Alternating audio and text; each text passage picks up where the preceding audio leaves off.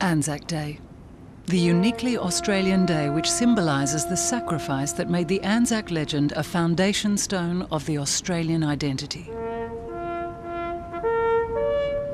Each April 25th, crowds gather at Gallipoli to remember the troops who fought and fell in 1915. Their country's first battle of the bloodbath that was World War I.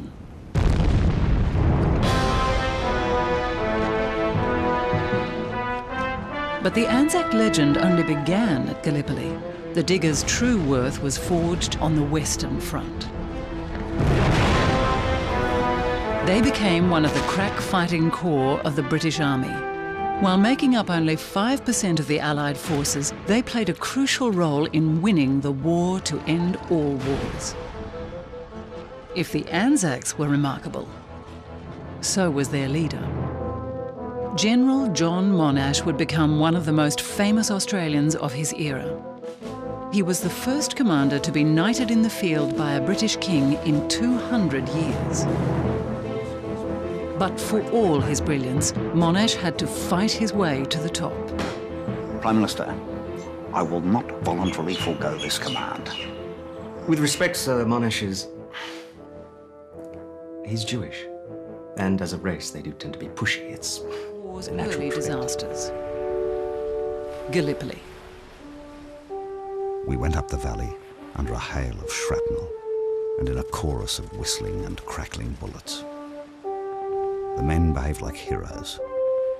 Their battle discipline is perfect. Monash commanded the 4th Brigade at the head of Monash Valley, which was the most critical part of the Anzac position. They held the position, the Turks never broke through. But Monash didn't just fight. He wanted recognition for himself and his men. It would lead to an early showdown with Charles Bean, Australia's official war correspondent. I've got a bone to pick with you. Well, what's that? I don't think the 4th Brigade is getting its fair share of press coverage with you. Monash's career now took a dramatic turn. In June 1916, he was promoted to command the newly formed 3rd Division of more than 20,000 men.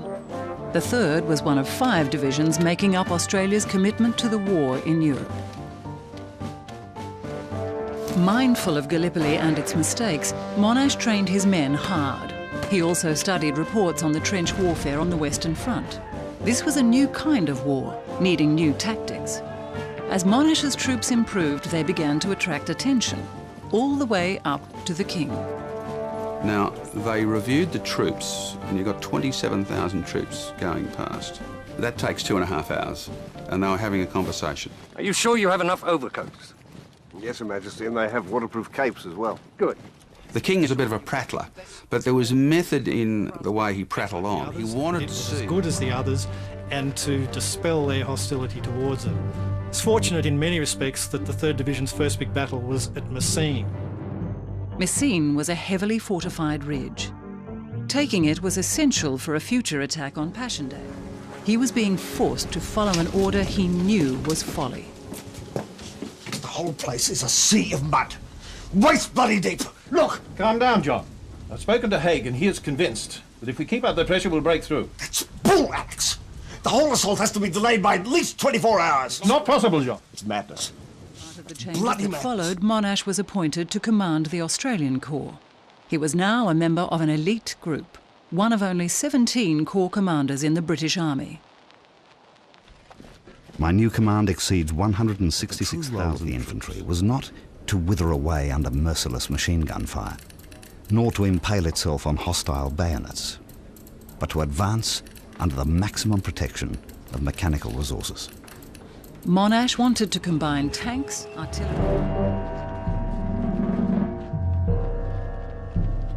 0 hour was fixed for 20 minutes past 4 on the morning of August the 8th. In that first huge volley, 400 German guns were put out of action by the pinpoint accuracy. 1% of the Allied fighting force, they had punched well above their weight. They had fought the main enemy on the main front and earned their place on the world stage. On the 11th of November 1918, the German government signed the armistice. After 4 terrible years and 20 million dead, the war was finally over.